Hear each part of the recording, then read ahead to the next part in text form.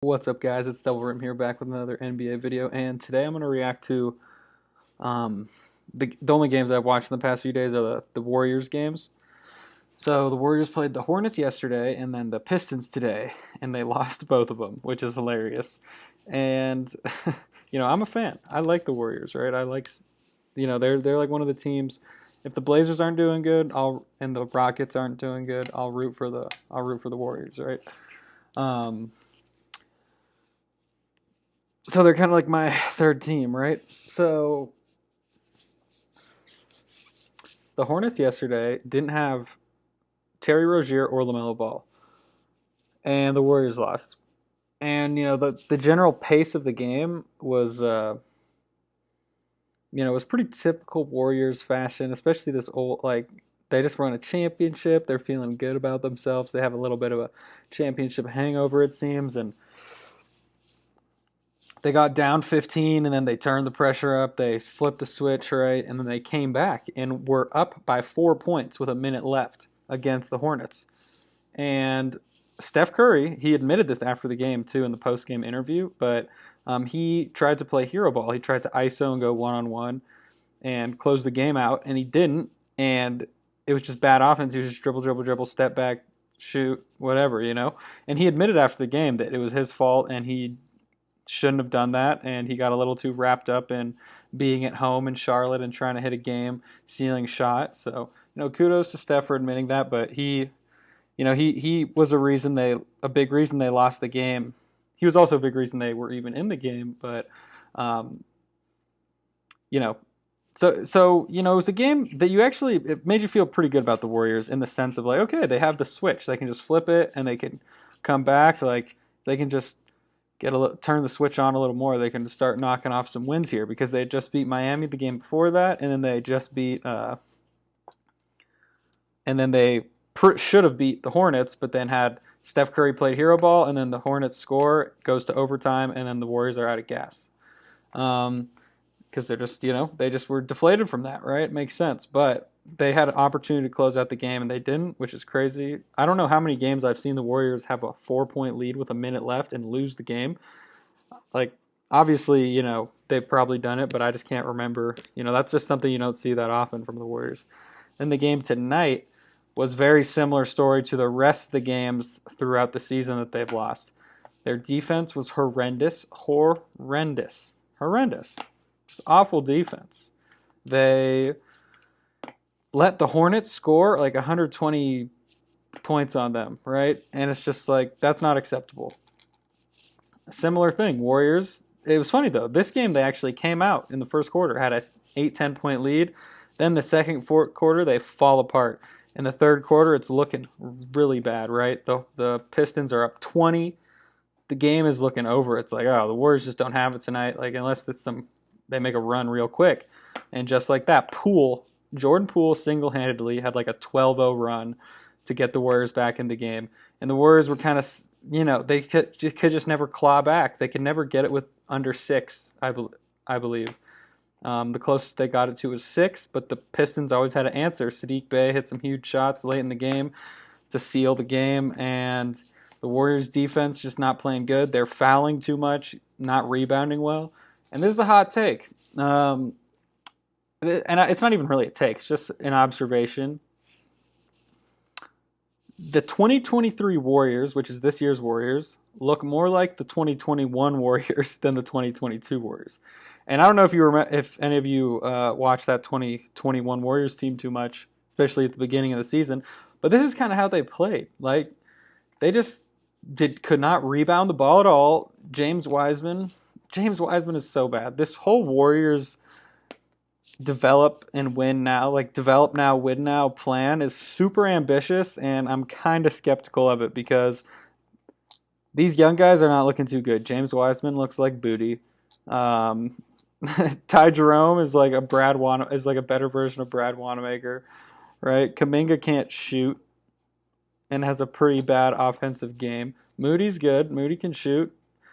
But everyone's just giving up dribble penetration. No one knows where their rotations are. And it's just kind of embarrassing, honestly, for the defending champs to be playing like this.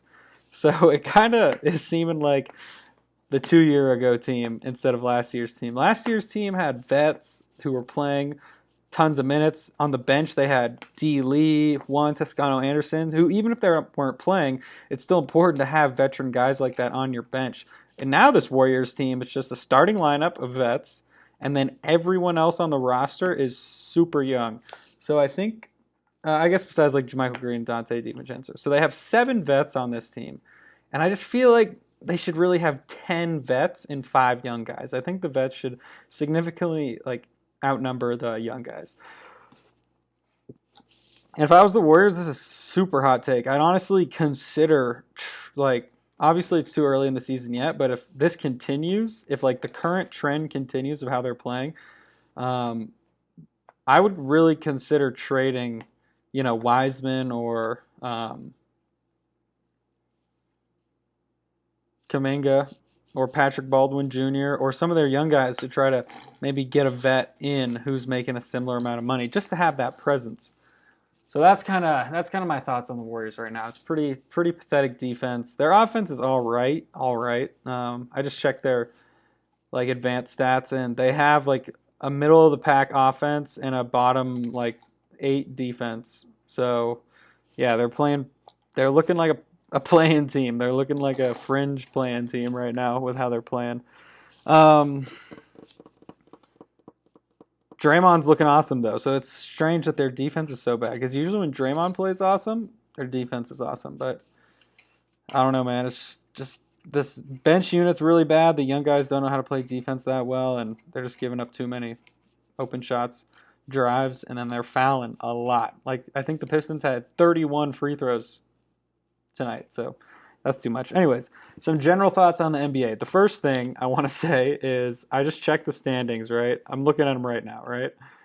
And I just want to read to you this. And, all right, number 1 seed currently in the West. This is the Western Conference standings.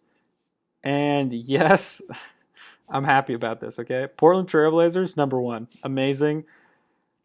I know I already said this, but I should have trusted my gut, man. I got too wrapped up in what everyone was saying, the media, podcast, and all that. I need to trust my gut, man. Dame has a team of perimeter athletic defenders. He can carry that team. Dame is the freaking real deal, man. He is a floor raiser. He is a he's a great floor raiser.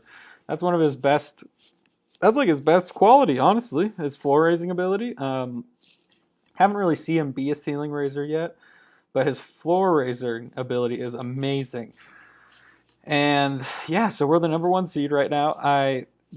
When we made our free agency moves, I was like top 3C. We got it. But then after like the whole summer, hearing everyone shit talk the Blazers, and I don't know, I was like, yeah, maybe people are right. Like maybe we're not that good. But I should have known. I should have fucking known. I should have bet a bunch of money on the Warriors making the playoffs in the preseason because I doubt the odds are any good now. Because their odds were like fucking 10-1 or some shit like that. Like some really good odds.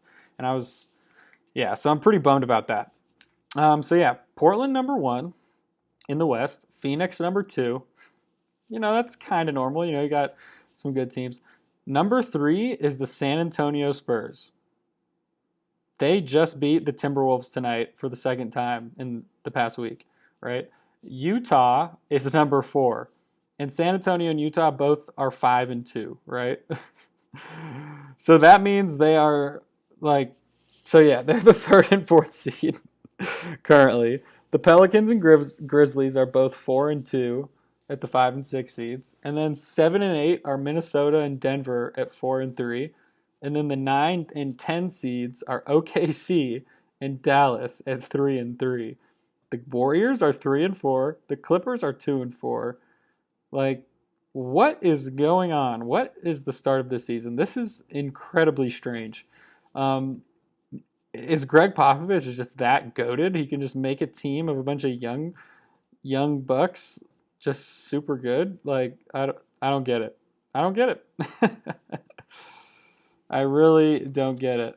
I don't even know like how the Spurs are winning because I think I'm gonna have to watch the next Spurs game whenever that is and the next Jazz game too because how are these teams doing so well? Oh man. Yeah, let's look here. Keldon Johnson is averaging 23 points a game. Devin Vassell is averaging 20 points a game. Like, that's pretty good. They have six players who average, really seven players who average double figures.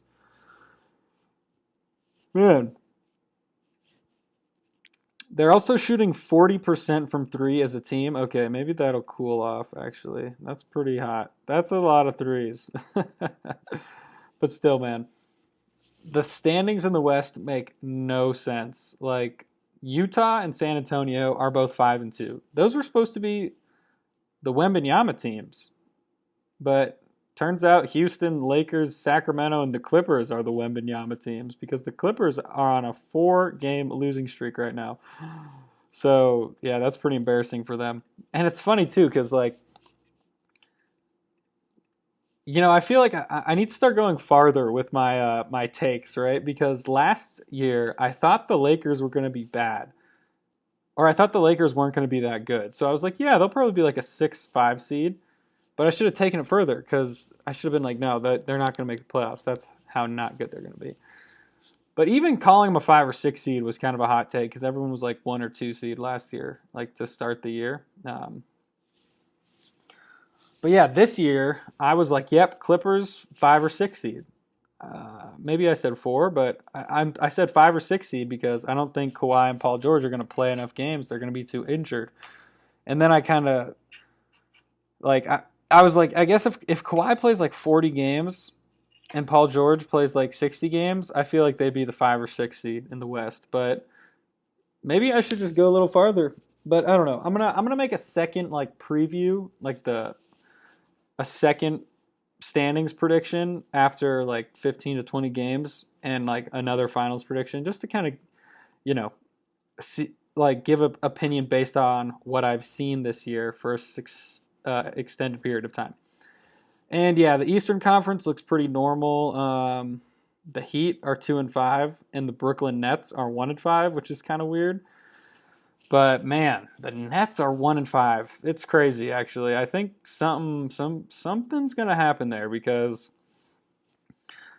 I've seen a few Brooklyn games, and it's really just their defense, similar to the Warriors. Like they just can't play defense. Like they can score, but they can't defend.